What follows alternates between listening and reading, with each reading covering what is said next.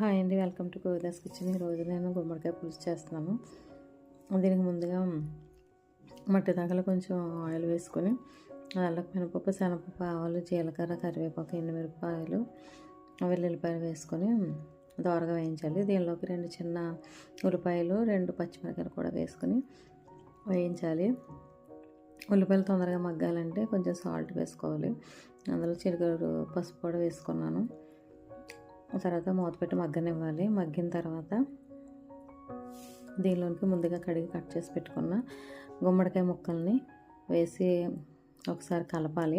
కలిపిన తర్వాత ఇందాక కొంచెం సాల్ట్ వేసాం కదా, దానికి సరిపడా కొంచెం సాల్ట్ వేసుకొని 1 స్పూన్ కారం వేసుకొని మళ్ళీ అంతా పట్టేదందుకు మళ్ళీ ఇంకొకసారి తిప్పాలి. తిప్పిన తర్వాత అందులోనికి 1 గ్లాస్ వాటర్ వేసుకోవాలి.